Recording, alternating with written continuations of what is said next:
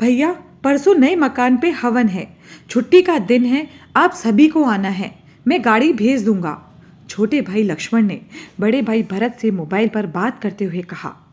क्या छोटे, किराए के किसी दूसरे मकान में शिफ्ट हो रहे हो? नहीं भैया, ये अपना मकान है, किराए का नहीं। अपना मकान? भरपूर आश्चर्य के साथ भरत के मुंह से निकला। छोटे, तूने बताया भी नहीं कि तूने अपना मकान ले लिया है। बस भैया, कहते हुए लक्ष्मण ने फोन काट दिया। अपना मकान, बस भैया, ये शब्द भरत के दिमाग में हथौड़े की तरह बज रहे थे। भरत और लक्ष्मण दो सगे भाई और उन दोनों में उम्र का अंतर था करीब 15 साल। लक्ष्मण जब करीब 7 साल का था तभी उनके माँ बाप की एक दुर्घटना में मौत हो गई। अब लक्ष्मण के पालन पोषण की सारी जिम्मेदारी भरत पर थी। इस चक्कर में उसने जल्द ही शादी कर ली कि जिससे लक्ष्मण की देखरेख ठीक से हो जाए। प्राइवेट कंपनी में क्लर्क का काम करते भरत की तनख्वाह का बड़ा हिस्सा 2 कमरे के किराए के मकान और लक्ष्मण की पढ़ाई व रहन सहन में खर्च हो जाता। इस चक्कर में शादी के कई साल बाद तक भी भरत ने बच्चे पैदा नहीं किए। जितना बड़ा परिवार उतना ज़्यादा खर्चा। पढ़ाई पूरी होते ही लक्ष्मण की नौकरी एक अच्छी कंपनी में लग गई और फिर जल्द शादी भी हो गई। बड़े भाई के साथ रहने की जगह कम पड़ने के कारण उसने एक दूसरा किराए का मकान ले लिया। वैसे भी अब भरत के पास भी 2 बच्चे थे, लड़की बड़ी और लड़का छोटा।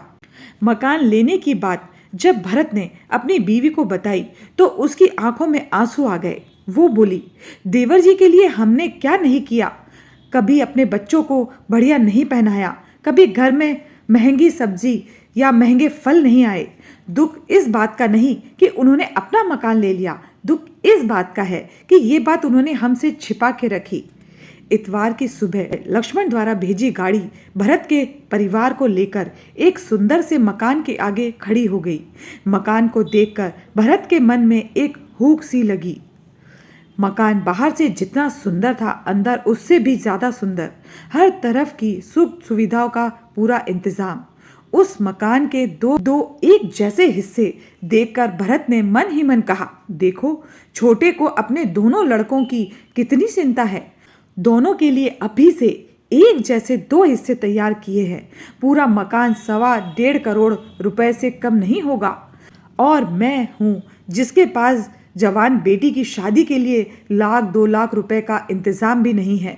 मकान देखते समय भरत की आंखों में आंसू थे, जिन्हें उन्होंने बड़ी मुश्किल से बाहर आने से रोका।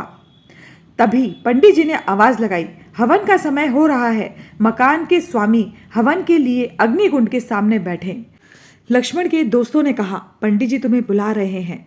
यह सुन लक्ष्मण बोले, इस मकान का स्वामी मैं अकेला नहीं, मेरे बड़े भाई भरत भी हैं। आज मैं जो भी हूँ सिर्फ और सिर्फ इनकी बदौलत। इस मकान के 2 हिस्से हैं, एक उनका और एक मेरा।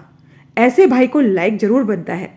हवन कुंड के सामने बैठते समय लक्ष्मण ने भरत के कान में फुसफुसाते हुए कहा, भैया बिटिया की शादी की चिंता बिल्कुल ना करना, उसकी शादी हम दोनों मिलकर करेंगे।